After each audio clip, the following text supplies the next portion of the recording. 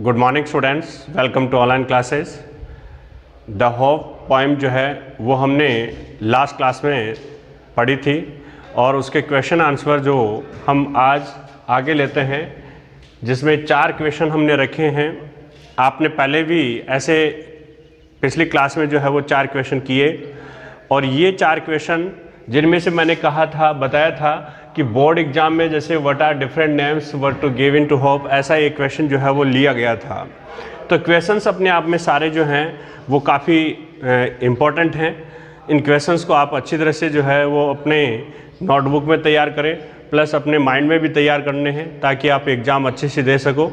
तो क्वेश्चंस में सबसे पहले हम जो यही क्वेश्चन लेते हैं, नाम लिखा है what are the different names were given to hope, यानी आशा को डिफरेंट नेम्स क्या दिए थे, वो भिन्न भिन्न नाम जो है वो क्या हैं, ऐसे यहाँ पे क्वेश्चन पूछ रहा है।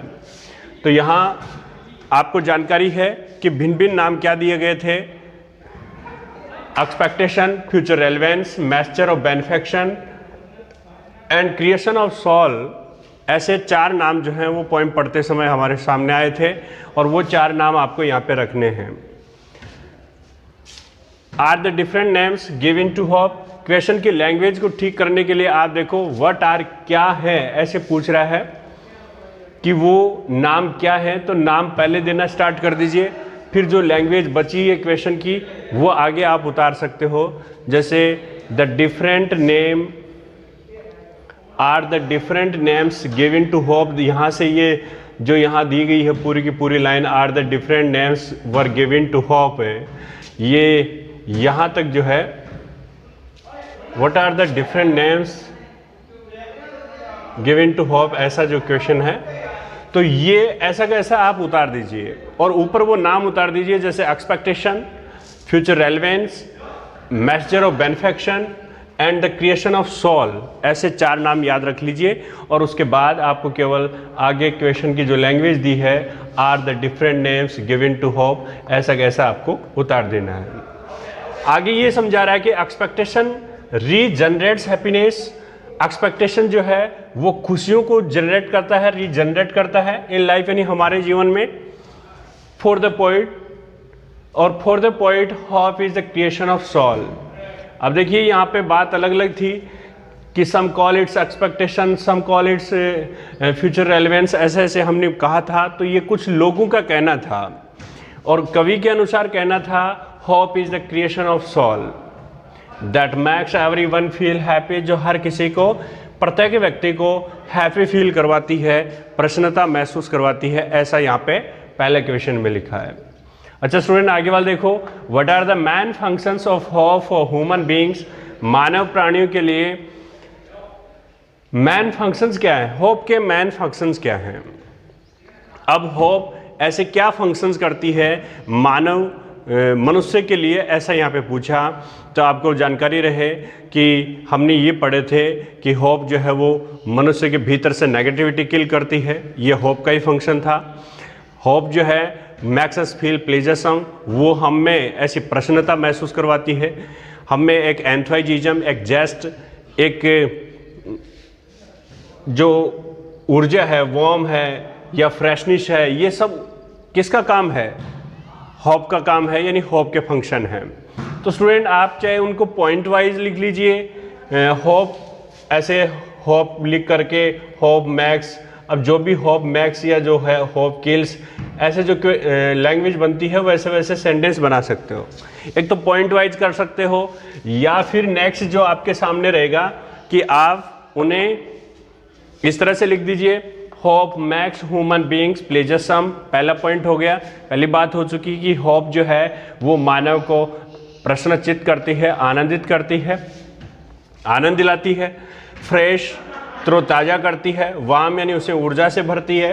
किल्स नेगेटिविटी, और क्या करती है, नकारात्मकता को मारती है।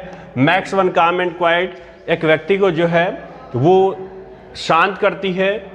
एनलाइटन्स ग्लूमी थोरोफेयर्स, और जो अंधकारमयी रास्ते हैं उनको रोशन करती है ऑफ लाइफ, यानी जीवन के।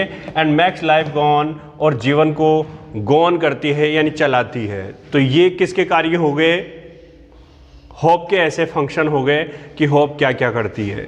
मैंने आपको पहले नोटबुक में जब तैयार करवाया तो आपको पॉइंट वाइज ऐसे अपने बना लिए थे, नीचे ABCD ऐसा निकाल लिया था। आप सीधा अपनी लाइन में जो है वो कॉमा डाल करके भी बना सकते हो। चलो ये फंक्शंस हो गए, आपको याद करने, किसी भी वे में कीजिए, आपको सही सही ढंग से इनके क्वेश्चन आंसर तैयार करने। आगे क्वेश्चन नंबर 3 दिया है कि how has hope help us in the past. आशा पूर्व समय में किस प्रकार से मदद करती थी, यानी how has hope help us in the past. हमारी, इट मीन्स मनुष्य की, भूतकाल के समय में हमारी किस प्रकार से मदद करती है। तो आशा हमारी किस प्रकार मदद की थी, तो ये बात यहाँ पे पूछी गई है कि मनुष्य जीवन में जो है आशा ने क्या ऐसा सहायता किया था, क्या हेल्प किया था। तो यहाँ पे बताया गया कि in the past we were hopeful about our future. जब हम भूतकाल में अपने समस्याओं से जूझ रहे थे, विकट परिस्थितियों से गुजर रहे थे, हमारे सामने जितनी भी परेशानी आई थी, जो अंधकारमयी रास्ते आए थे, तब हमने किसके बारे में सोचा, हमारे भविष्य के बारे में होपफुल सोचा था। तो यही बात आपको कहनी है कि in the past we were hopeful, यानी हम आशावान थे अबाउट आवर फ्यूचर, यानी हम अपने भविष्य को लेकर के आशान्वित थे, आशा कर रहे थे कि हमारा आगे का समय अच्छा जाएगा। By killing negativity inside us, हमारे भीतर की जितने भी नकारात्मकता है उनको मारते हुए, बाय किलिंग यानी मारते हुए नेगेटिविटी नकारात्मकता को, इनसाइड अस यानी हमारे भीतर, होप हेल्प अस यानी आशा ने हमारी क्या की, मदद की थी। जस्ट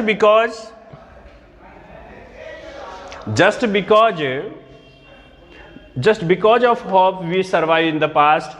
केवल और केवल आशा के कारण ही हमने अपने भूतकाल के समय में सर्वाइव करने का कार्य किया था, हमने अपने आप को जीवित रखने का कार्य किया था। तो इस तरह से आपको यहाँ पे इस क्वेश्चन नंबर 3 का जवाब देना है कि भूतकाल में आशा ने हमारी किस प्रकार सहायता की थी। तो ये बात आपको यहाँ पे बतानी है। आगे क्वेश्चन नंबर 4 में देखो क्या लिखा, why does the bird fly. पक्षी क्यों उड़ते हैं।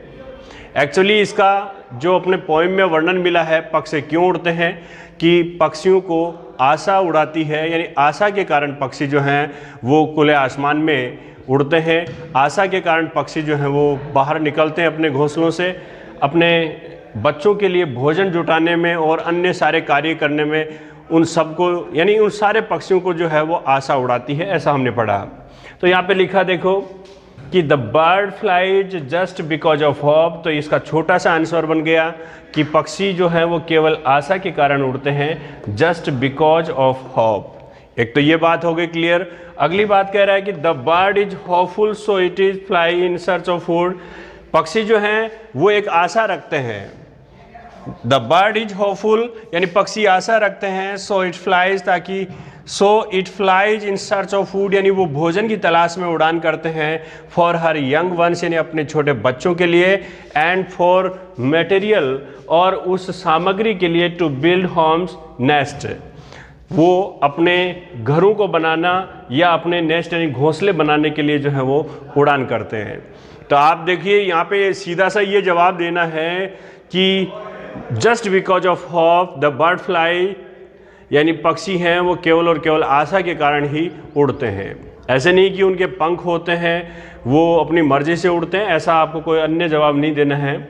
आपको केवल इतना बताना है कि the bird fly just because of hope, आशा के कारण उड़ते हैं। फिर वो किस कारण से उड़ते हैं ये भी आप यहाँ पे वाई का जवाब दे सकते हो कि वे अपने बच्चों के लिए भोजन जुटाते हैं, अपना नेस्ट, अपना घोंसला बनाने के लिए क्या करते हैं, मटेरियल जो है उस सामग्री को भी ढूंढते हैं। लास्ट क्वेश्चन है, what is the effect of hope यानी आशा का क्या प्रभाव है ऑन ग्लूमी वेज, उन अंधकारमयी रास्तों पे आशा का क्या प्रभाव है। तो यहाँ पे आशा का देखो बहुत बड़ा प्रभाव हमें देखने को मिला था।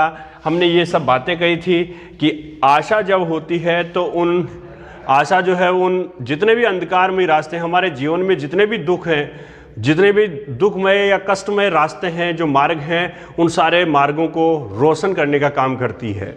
तो आप इस तरह से लिख दोगे, होप एनलाइटन्स द ग्लोमी वेज, कि होप जो है वो ग्लोमी वेज को क्या करती है, एनलाइटन्स करती है ऑफ लाइफ, यानी हमारे जीवन के।